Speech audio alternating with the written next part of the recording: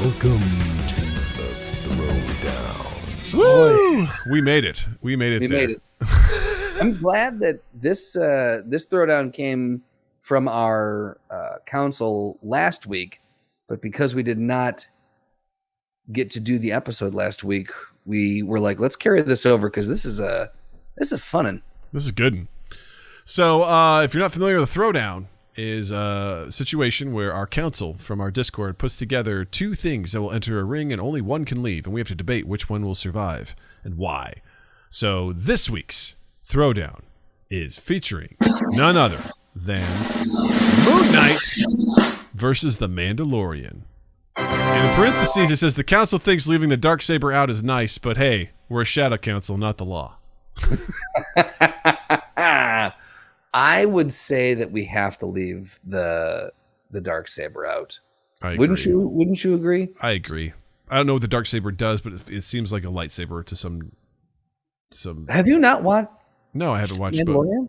I watched The Mandalorian, where he gets the Darksaber at the end of. Yeah, but it's just like a. Oh wait, it's like a. That's right. In his episode of Boba Fett, episodes. That's where it's really explored. Oh, that's cool. True. Yeah, I haven't watched Boba Fett. All it is it's a lightsaber that was forged from Mandalorian armor, whatever that Baskin armor, I think. So basically, it rides the line. It's an artifact that rides the line between the Jedi culture and the Mandalorian culture. Can ride my line, and only the one who wields it will bring true balance to the Force. On Tatooine.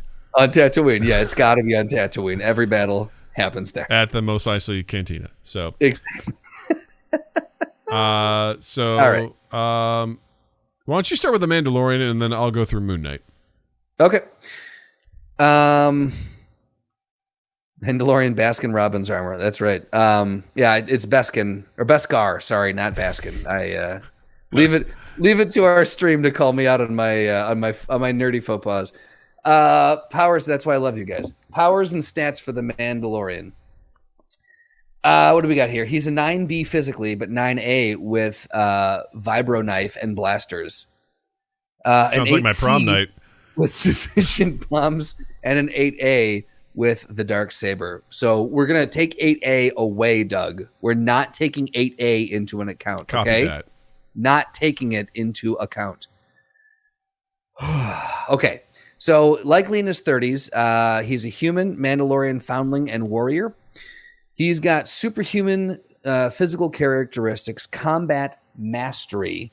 He's masterful unarmed combatant, stealth mastery, weapon mastery, vehicular mastery, capable tactician, and overall highly cunning fighter. He's got energy projection with all of his guns. I don't know if that's a power. That's more of a weapon. Enhanced senses. It says fire manipulation. He's got a flamethrower. Jesus Christ. Mm-hmm. Hold on. I'm going to do a quick edit, a real-time edit on this. He's got a ton of weapons. Light no. Flight. He's got a jetpack. So really, he's strong.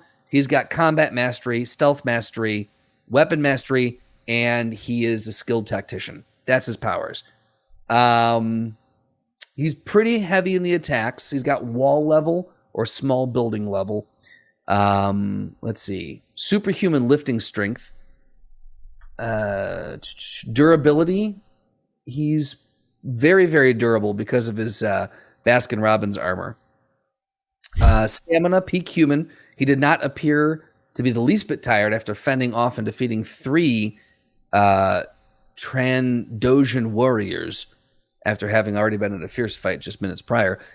Range, he's got standard melee range with his actual blasters and weapons much longer.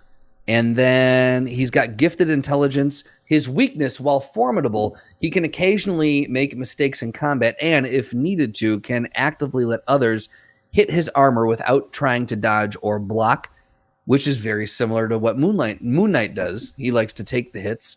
Yeah. Even approach attacks so that they may end faster. That doesn't seem like a weakness. Yeah, right. This is whoever penned this specific versus battles.fandom.com article, you fell down on the job here a little bit. Adam. I'm just going to call someone out named Adam. I Fuck you, thought Adam. there was an actual, I was like, oh man, did someone actually, we're calling this asshole out. All right, let's talk about Moon you know Knight. what? That's enough. Let's talk about Moon What do Knight. you got? So, which, by the way, have you started watching the show yet? I have, and I'm excited to see where this goes. Me too. All right, so Moon Knight is a character who has several personalities. Mark Spector has other personalities. Stephen Grant and James Lockley. So he is a human resurrected by Khonshu, who is I don't know, something ethereal, I'm assuming. He's an Egyptian god. So he's got martial arts, weapon mastery, vehicles. He can do regeneration low. It requires moonlight. Electricity, sleep manipulation, built-in torches, energy shield, sound. He's got a lot of stuff. He's got some magical shit going on here. All right. Let's see here. Every time he dies, he comes back to life. Uh-oh. Well, That seems like a giant. I would say that's nigh invulnerability. Interesting. Well, that's a big plus in that category. Yeah. He's comparable to the Punisher or Daredevil as far as attack potency. All right, his speed is whatever. He also has bullet dodging feats. That's probably important. He's kept up with Deadpool. He can cut a bullet in half. That's impressive. Let's see. He's relatively durable. Knocked out for a moment after deflecting grenade. Took a hit from Venom. Standard equipment. So yeah, I want to get to his equipment. He's got his suit, crescent darts with shooters, nunchucks, an adamantium truncheon with built-in tasers, bolas, blowgun, energy shield, an ankh that glow up in the face of imminent danger and can be used as a club. A pair of bracers we can use as web shooters or metal claws, bow and arrow, ivory boomerang, grappling hook. Right. His suit is included with Kevlar armor, two-way radio.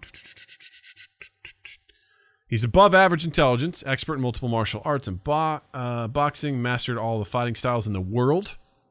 Can incapacitate enemies more powerful than by using pressure point attacks. A skilled acrobat, detective, and pilot. Weakness: he's mentally unstable. There you go. As one is wont to be. So this is interesting because I think a couple of key things with Moon Knight. He has this ankh which will light up with danger. So that gives him warning. Senses dangerous. Okay. When something is happening. Also, the fact that he can be resurrected when he dies, I think, is a huge bonus in his favor. Is there any way to kill him? Does it say in the article? Like, doesn't say. Is he just invulnerable? Like, is he just? Well, I mean, he can regenerate in the moonlight. It seems like you could probably incapacitate him, to some degree. Which, again, if Mandalorian can incapacitate him and walk out of the arena, I think that's a win for him. Sure, yeah. And yeah, Moon Knight may get resurrected at a later time, but I would still give the Mandalorian a win in that regard. So maybe that's not as big of a thought as a win as I thought. I think Mandalorians, while Moon Knight is very skilled in combat, I think the Mandalorian comes to the table with Mandalorian training, which I think I would give the edge to him in that regard. As far as, yeah, I feel like that gives him his natural state of things is going to be instincts and how to do things. Like, and we've seen that in the show, how he reacts and whatnot. Right. The problem here is that we haven't seen enough of the show Moon Knight to really be able to well, we've seen the after effects of what Mark can do. Yes. Which is devastating. Yeah. I would also say too, he's got the voice and or knowledge of an Egyptian god inside of him. Yeah. So whilst the Mandalorian's got years of Mandalorian training, it's hard to argue when you've got an Egyptian god inside of you. But again, Moon Knight is mentally unstable. If he is, if we take from like episode 1 of Moon Knight, he's switching in and out between super powerful combat guy and regular dork who works at the gift shop. I mean, Right. Mandalorian would tear him up. He would, for sure. If that happens. So I would argue that if Moon Knight is able to maintain his ability, I think giving... If we see the Moon Knight at the end of episode 1, where he takes that demon dog down, that Moon Knight. Yeah, the only thing is that, again, fucking Mandalorian has a jetpack, can fly around, can shoot from a distance. He has a lot of tools at his disposal. Moon Knight doesn't have he does have an energy shield. It does say he has tasers, bolas, blowgun. Is there any supernatural abilities there, did they say? Not necessarily.